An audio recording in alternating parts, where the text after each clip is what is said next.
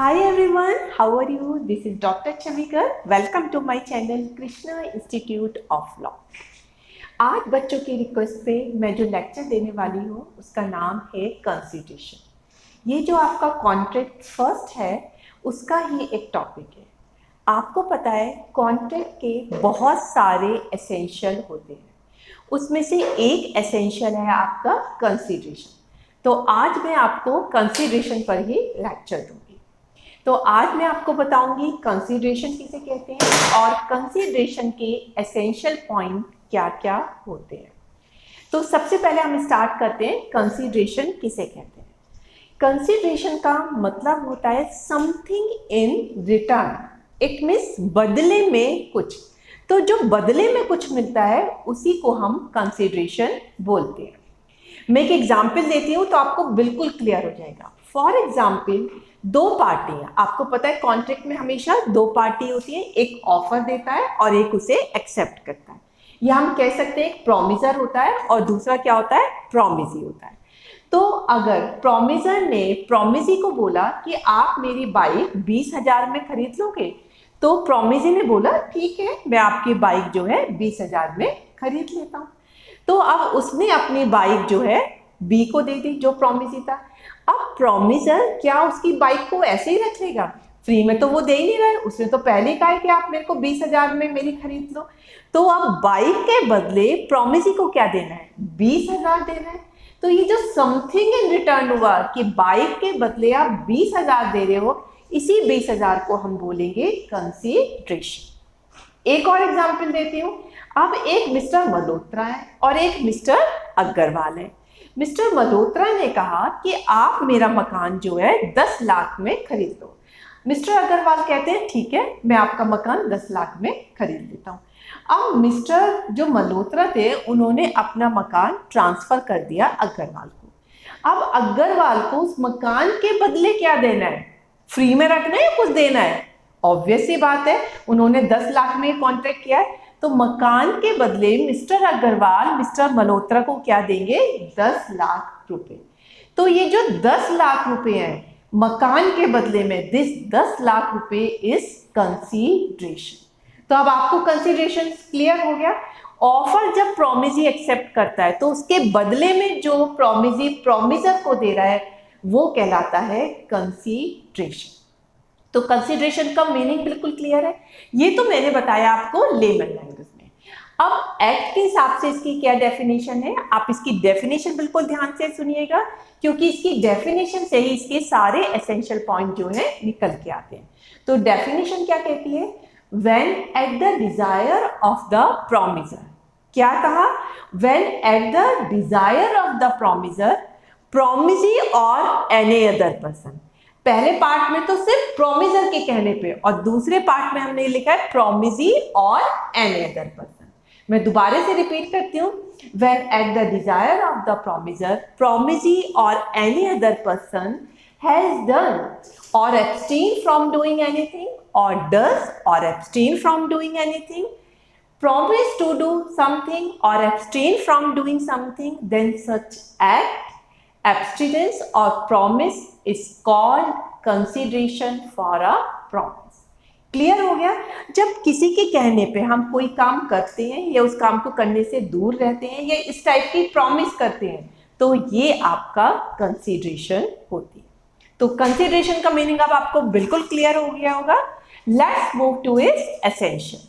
अब इसके बहुत सारे एसेंशियल हैं, मैं वन बाय वन करके आपको बताऊंगी। पहला एसेंशियल है consideration must move at the desire of promisor. मैंने डेफिनेशन में भी बताया था, it must move at the desire of promisor. देखिए प्रोमिसी जो भी पे कर रहा है वो सिर्फ और सिर्फ प्रोमिसर के कहने पर ही उसको कंसिडरेशन देगा। अगर प्रोमिसी ने नहीं कहा है, प्रोमिसर ने नहीं कहा है और वो किसी और के कहने पे काम करता है तो वो कोई भी कंसिडरेशन नहीं ले सकता। इसका मैं एक एग्जांपल देती हूँ, उसमें सारे केस में आपको डिस्कस करूंगी तो बिल्कुल क्लियर हो जाएगा। इसमें ए एक पर्सन है, उसका बेटा खो जाता है। अब बी उसे ढूंढ के लाता है। जब ढूंढ के वो लेके आता है तो बी जो है एक रिवॉर्ड की घोषणा करता है 10,000 की, कि जो मेरे बेटे को ढूंढ के लेके आएगा उसे मैं 10,000 रुपये दूंगा। अब इसमें 3 केस हो सकते हैं कि बी जो है उसका रिवॉर्ड सुन के तब उसे ढूंढने गया, या वो खुद अपने मन से ढूंढने चला गया उसको ढूंढ के लेके आने के लिए, या फिर वो थर्ड पार्टी के कहने पे, थर्ड पार्टी कौन है, कोई भी रैंडम पर्सन हो सकती है, फॉर एग्जाम्पल सी के कहने पे उसे वो ढूंढ के लेके आता है। अब वाई जब उसे ढूंढ के लिए आता है उसके बेटे को, तो वो ए से कहता है कि मुझे आप 10,000 दे दीजिए। तो आप तीनों केस में देखिए, अगर वो खुद ढूंढ के लेके आया तो उसने अपनी मर्जी चलाई है, उसने ए जो कि यहाँ पे प्रोमिसर है उसके कहने पे तो ढूंढ के नहीं लेके आया, तो यहाँ पे कंसीडरेशन की वो डिमांड नहीं कर सकता। अगर वो थर्ड पार्टी जो मिस्टर सी है उसके कहने पे ए के बेटे को ढूंढ के लेके आया, तो यहाँ पर भी वो प्रोमिसर के कहने पे तो लेके नहीं आया, तो यहाँ पर भी वो कंसीडरेशन की डिमांड नहीं कर सकता है, 10,000 के रिवॉर्ड को वो लेने के लिए एंटाइटल नहीं है। लेकिन अगर वो ए के कहने पे उसके बच्चे को ढूंढ के लेके आया, तो ए क्या है यहाँ पे, प्रोमिसर, तो प्रोमिसर के कहने पे अगर वो उसके बच्चे को ढूंढ के लेके आया है, इट मीन्स वाई अब 10,000 का कंसीडरेशन ले सकता है। तो इस एग्जाम्पल से तीनों सर्कमस्टांसेस हो गई होंगी। इसमें 3 ही केस बैठते हैं, या तो हम अपनी मर्जी से करें, या किसी थर्ड पार्टी के उससे करें, या फिर प्रोमिसर के कहने से करें। अगर हम अपनी मर्जी से करें या थर्ड पार्टी के कहने से करें तो हम कंसीडरेशन जो है हमारा वैलिड नहीं है, लेकिन अगर हम प्रोमिसर के कहने पे करें तो कंसीडरेशन जो है वो वैलिड होता है।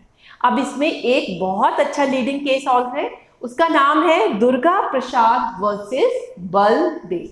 क्या नाम है इस केस का, दुर्गा प्रसाद वर्सेस बलदेव। इस केस में क्या हुआ, डीएम था, डीएम ने एक कॉन्ट्रैक्टर जो कि एक्स था उसे कहा कि आप एक मार्केट में कुछ शॉप बनवा दीजिए और उसके लिए हम लोग आपको 1 लाख रुपए देंगे। अब वाई भी एक थर्ड पार्टी था, उसने सोचा मुझे भी उस मार्केट में कुछ शॉप मिल जाएंगी, तो उसने एक्स को कहा कि आपका जो 1 लाख खर्च हो रहा है उसमें से कुछ पैसा मैं भी आपको दे दूंगा। अब एक्स जो है सारी शॉप बनवा देता है, 1 लाख उसके खर्च हो जाते हैं। अब वो वाई को कहता है कि तुमने मुझे कहा था दुकान बनवाने के लिए और उसमें कुछ पैसा देने के लिए, अब आप मुझे वो पैसा दीजिए। अब वाई मना कर देता है। तो अब बताइए क्या एक्स वाई से पैसा ले सकता है, क्योंकि वाई ने तो प्रॉमिस किया था कि मैं आपको कुछ पैसा दूंगी।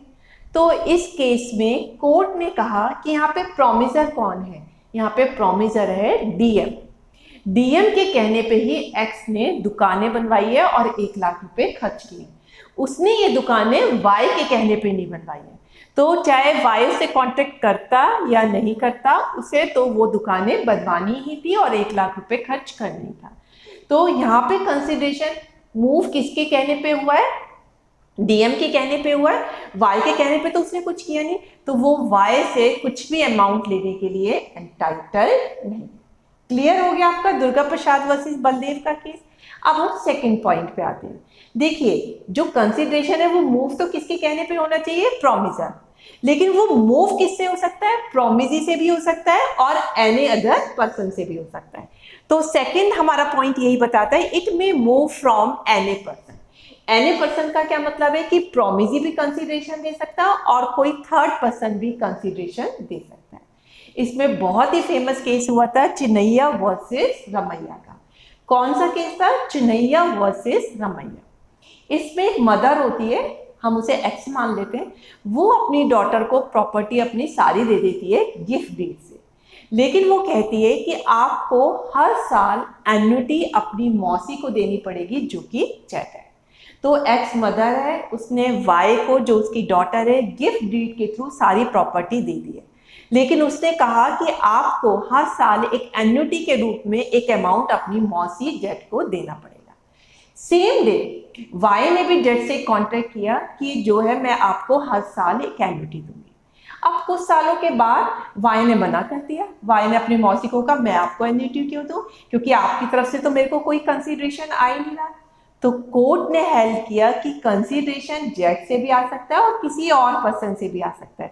यहाँ पे जेट से कंसीडरेशन ना आके उसकी सिस्टर जो वाई की मदर थी, एक्स ने अपनी प्रॉपर्टी दी थी और तभी बोला था कि प्रॉपर्टी मैं तभी दे रही हूँ जबकि आप जेट को हर साल कुछ एन्युटी दोगे।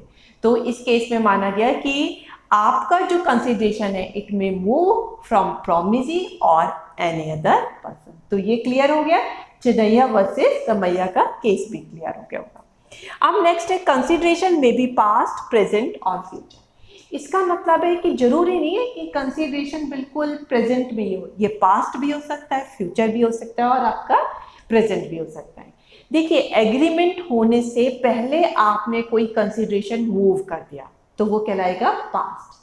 अगर एग्रीमेंट होने के बाद आप कोई कंसीडरेशन मूव करते हो तो वो कहलाता है फ्यूचर। और अगर आप कंसीडरेशन प्रेजेंट में ही करते हो, ठीक है, तो वो कहलाता है प्रेजेंट। फॉर एग्जाम्पल, किसी टाइम ए ने बी के मकान को आग लगने से बचाया था। अब उसके 1 साल के बाद वो कहता है कि आपने मेरी पास्ट में मेरा मकान बचाया था जलने से, मैं अब आपको 10,000 रुपये दूंगा।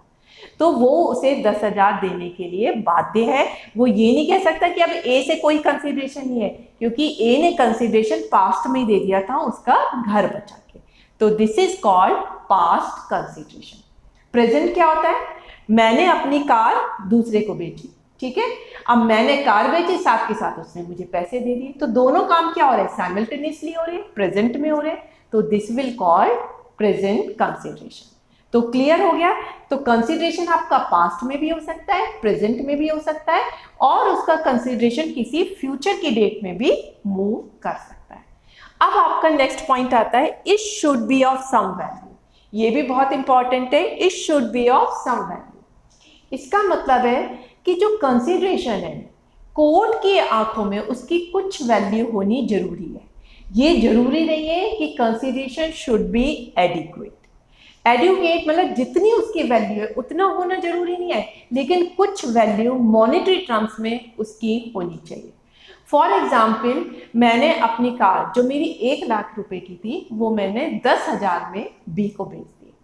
अब बी ने उसे 10 रुपए में खरीद ली।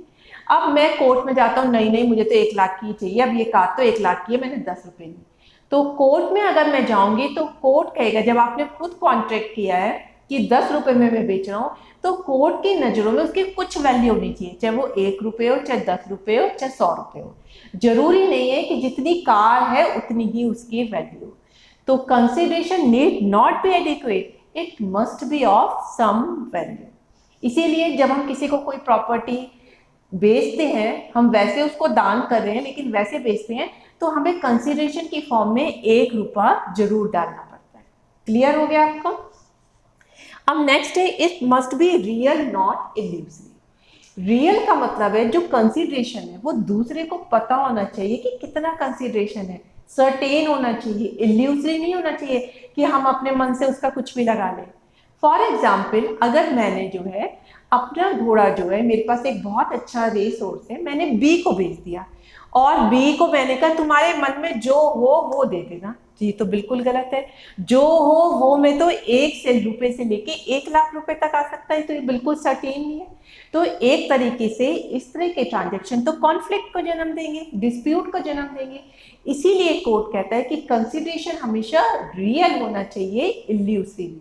अगर आपने कहा, मैंने ही कहा कि मेरा रेस हॉर्स आप जो है किसी भी पैसे में ले लो, तो ये बिल्कुल गलत है, यहाँ पे ये कॉन्ट्रैक्ट है ही नहीं। लेकिन अगर मैं कहती हूँ मैं अपना रेस हॉर्स आपको 10,000 रुपए में बेचूंगी और बी कहता है ठीक है मैं अब आपका 10,000 में खरीद लेता हूँ, तो यहाँ पे एक सर्टेन सम है 10,000 घोड़े के बदले, तो यहाँ पे माना जाएगा कि कंसीडरेशन आपका रियल है, इल्यूसिव नहीं है। क्लियर? अब आपका नेक्स्ट आता है, इट शुड बी लॉफुल। देखिए, कंसीडरेशन हमेशा क्या होना चाहिए? लॉफुल होना चाहिए। लॉफुल का मतलब है जो कंसीडरेशन का ऑब्जेक्ट है वो हमेशा लॉफुल होना चाहिए, कोई भी इलीगल नहीं होना चाहिए। अगर एक्स और वाई 2 पार्टी हैं, क्योंकि आपको पता है कॉन्ट्रैक्ट में 2 पार्टी होती है। अब एक्स वाई को कहता है कि तुम ना जाके जेड को पीटा, खूब मारना, उसे जितना दिल करे, और अगर तुम उसे खूब मार के आओगे तो मैं आपको 1,000 रुपये दूंगा। तो यहाँ पे उस 1,000 का जो उद्देश्य है वो क्या है? मारना, और किसी को मारना तो बिल्कुल गलत होता है, तो इसका ऑब्जेक्ट क्या हो गया? अनलॉफुल हो गया। तो यहाँ पे माना जाएगा कि कोई भी कंसीडरेशन नहीं है और यहाँ पे कॉन्ट्रैक्ट वैलिड नहीं है। तो आपको ये ध्यान रखिए, ऑब्जेक्ट हमेशा जो है कॉन्ट्रैक्ट का लॉफुल होना चाहिए, तभी कंसीडरेशन उसका लॉफुल माना जाएगा। अब लास्ट पॉइंट आता है, it should be something other than promiser existing obligation. ये बहुत इंपॉर्टेंट पॉइंट है। देखिए, अगर प्रॉमिसर को पहले से ही कोई एग्जिस्टिंग ऑब्लिगेशन है, उसे कोई काम करना ही करना है, ठीक है। प्रोमिसर के पास एक ऑब्लिगेशन है कि उसे ये काम करना ही करना है। अगर प्रोमिजी कहता है कि अगर तुमने ये काम कर दिया तो मैं और आपको और पैसे दूंगा, तो वो बिल्कुल गलत है, क्योंकि प्रोमिसर को तो चाहे वो पैसे दे प्रोमिजी या नहीं दे, उसे तो वो काम करना ही करना है। तो अगर इस तरह की सिचुएशन होती है कि किसी काम को करने के लिए प्रोमिसर का कोई एग्जिस्टिंग ऑब्लिगेशन होता है, तो उसके बदले अगर कोई और कंसिडरेशन मूव करता है तो वो वैलिड नहीं होगा। तो यहाँ पे माना जाएगा कंसिडरेशन की वैलिड जो शर्त थी वो पूरी नहीं हुई। इसमें मैं आपको केस लॉ देती हूँ तो आपको बिल्कुल क्लियर हो जाएगा। केस लॉ क्या है इसमें? रामचंद्र वर्सेस कालू राजू। ठीक है, क्या केस है? रामचंद्र वर्सेस कालू राजू। इस केस में हुआ कि एक एडवोकेट था, वो मिस्टर वाई का जो था केस लड़ रहा था। अब मिस्टर वाई ने कहा कि अगर आप मेरा ये केस जीत जाओगे तो मैं आपको अपनी फीस के अलावा अलग से 50,000 रुपये दूंगा। अब वो केस जीत जाता है एडवोकेट, अब वो उसे 50,000 मांगता है। अब वाई कहता है अब तो हम केस जीत गए, भाई मैं आपको 50,000 नहीं देगा। अब ये केस जो है कोर्ट में पहुंचता है। अब आप बताइए कोर्ट क्या डिसाइड करेगा? सोचिए सोचिए थोड़ा सा और फिर बताइए। आपने बिल्कुल ठीक सोचा है। देखिए, अगर ये वाई ने उसे केस लड़ने के लिए अगर हम किसी भी एडवोकेट को देते हैं तो एडवोकेट की ये ड्यूटी होती है कि वो अपनी जान में बहुत अच्छे से लड़े और अपने क्लाइंट को जिता दे। तो एक्स उसे एडिशनल 50,000 दे या न दे, एडवोकेट की तो ये ड्यूटी है कि उसे केस अच्छे से लड़ना है। तो ये तो एडवोकेट का एग्जिस्टिंग ऑब्लिगेशन है कि उसे केस अच्छे से लड़ना ही लड़ना है, जिससे कि केस वाई के फेवर में जा सके। तो अगर उसने वही काम किया तो वो उससे एडिशनल अमाउंट की मांग नहीं कर सकता, सिर्फ वो फीस ही ले सकता है। तो ये क्लियर हो गया। तो आई थिंक कि आपको कंसिडरेशन के एसेंशियल सारे क्लियर हुए होंगे। पहले है it must move at the desire of promisor, it may move from promisee और any other person, it may be past, present or future, it should be of some value, it should be real, not illusory, and it should not be something which the promiser has existing obligation. तो ये था consideration और उसके essential. अगर आपको मेरा lecture पसंद आया तो लाइक और शेयर करने में बिल्कुल कंजूसी नहीं करिए, और आपने अभी तक अगर इसे सब्सक्राइब नहीं किया और आप इसे सब्सक्राइब करना चाहते हैं, मेरी नई नई वीडियो आपका नोटिफिकेशन मिलता रहे, तो इसे सब्सक्राइब करिए और बेल बटन को हिट करिए। तो that's all for today lecture. Thank you.